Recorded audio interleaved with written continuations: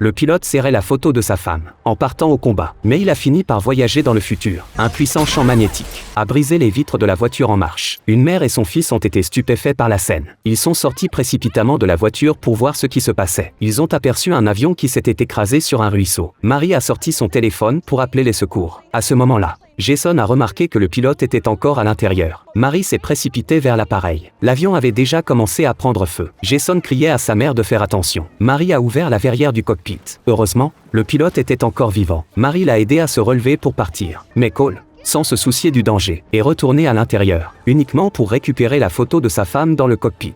Finalement, tous deux ont réussi à s'échapper vers un endroit sûr. Il a remercié Marie. Cole leur a demandé comment ils étaient arrivés sur le champ de bataille birman. Jason a répondu que ce n'était pas la Birmanie, mais l'Ohio. Cole a dit qu'il était encore en plein combat aérien il y a un instant. Mais l'environnement autour de lui était devenu complètement inconnu. Le château d'eau au loin l'a figé sur place. C'était exactement l'endroit où il était né et avait grandi. Cole ne savait pas ce qui s'était passé. Une seconde plus tôt, il était sur le champ de bataille birman. Comment se retrouvait-il dans sa ville natale la seconde suivante? Il n'avait pas encore remarqué qu'une fissure mystérieuse était apparue dans le ciel. Bientôt, un officier de police est arrivé à l'hôpital pour prendre leur déposition. Marie a expliqué qu'il ne faisait que passer. L'officier a dit qu'il n'arrivait pas à trouver d'informations sur l'identité de Cole. Il se préparait à le détenir pour l'interroger. Jason s'est glissé discrètement dans la chambre d'hôpital. Cole était allongé sur le lit, inconscient. Jason a pris curieusement sa plaque d'identification. À ce moment, Cole s'est soudainement réveillé. Il a serré fermement la main de Jason. Dans ses souvenirs, c'était censé être la veille de Noël 1941. Il voulait quitter l'hôpital pour retrouver sa femme. Jason lui a dit qu'on était en septembre 1991. Cole était quelque peu agité après avoir entendu cela. Il a donné à Jason le chocolat qu'il avait dans ses vêtements. Cole a dit que c'était un cadeau de sa femme. Jason était très heureux de recevoir le chocolat. À ce moment,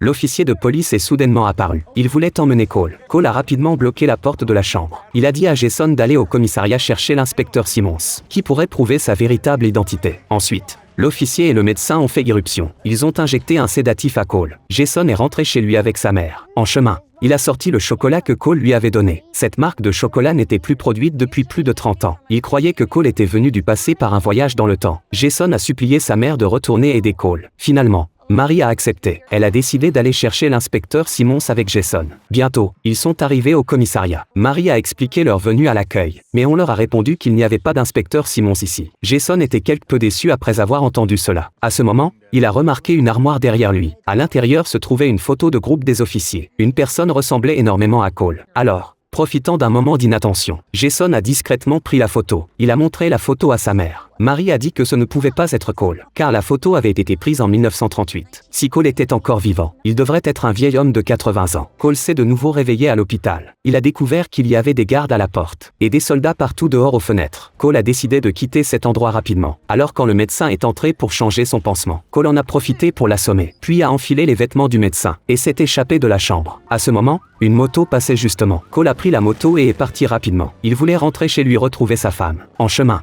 il a de nouveau rencontré Marie. Jason a montré la photo à Cole. Marie a conduit Cole pour aller chercher sa femme. Grâce à ses souvenirs, ils sont arrivés chez Cole. Cole a couru vers la maison avec impatience. Il appelait le nom de sa femme à haute voix. Mais peu importe ses cris, personne ne répondait. À ce moment, un étranger est apparu dans la maison. La femme a dit qu'elle était l'infirmière de Polly. Cole a vu la photo de sa femme sur le mur. Mais le marié sur la photo de mariage n'était pas lui. Cole a compris que sa femme s'était remariée. Elle avait eu 3 enfants avec son mari. Attristé, il est sorti attendre dehors. Marie a sorti son téléphone pour chercher des informations sur Cole. Mais elle a découvert que Cole était mort il y a 50 ans. À ce moment, des sirènes de police se sont fait entendre dehors. Ils ont été encerclés par un groupe de soldats. Le directeur s'est identifié. À cause de l'apparition soudaine de Cole, des tremblements de terre ont commencé à se produire fréquemment dans la région. Le directeur espérait que Cole partirait par la fissure. Ainsi il pourrait revoir sa femme. Jason lui a dit de partir avec lui. Il ne voulait pas que Cole retourne mourir. Cole a conduit à travers la forêt, réussissant à semer les gens de l'agence d'investigation. Le directeur espérait que Marie révélerait où son fils pourrait aller. Marie a dit que Jason avait son téléphone portable. Grâce à la localisation du téléphone, l'agence d'investigation a rapidement trouvé Cole. Jason s'est plaint que sa mère n'aurait pas dû aider les gens de l'agence d'investigation. Marie a dit que si Cole ne partait pas, l'histoire changerait. Les gens subiraient des catastrophes sans précédent. Après avoir entendu cela, Cole a dit qu'il était prêt à partir. Il espérait pouvoir dire au revoir à sa femme. Ils sont allés ensemble chez Cole. Cole est entré avec une grande appréhension. Une vieille dame était assise à table. Il s'est approché pour la saluer. Sa femme regardait Cole avec incrédulité. Elle pensait qu'elle rêvait. Cole était très heureux. Sa femme avait vécu une vie heureuse. Polly regardait Cole avec des yeux pleins de nostalgie. Elle a appelé Cole qui se préparait à partir. Polly a lentement ouvert le collier à son cou. À l'intérieur se trouvait exactement la photo de Cole. Elle n'avait jamais oublié Cole. Cole était très ému en voyant cela. Cole souhaitait tant que le temps puisse s'arrêter, pour qu'il puisse rester éternellement aux côtés de sa femme. Mais bientôt, toute cette beauté a été interrompue par le directeur. Cole a fait ses adieux à Polly. Au moment où Cole s'apprêtait à monter dans l'avion, il s'est soudainement souvenu du chocolat que sa femme lui avait donné. Alors il a de nouveau cherché Jason. Mais Jason a dit que le chocolat avait déjà été mangé par lui. Cole pensait que cela ne devrait pas poser de problème. Il est entré résolument dans le cockpit.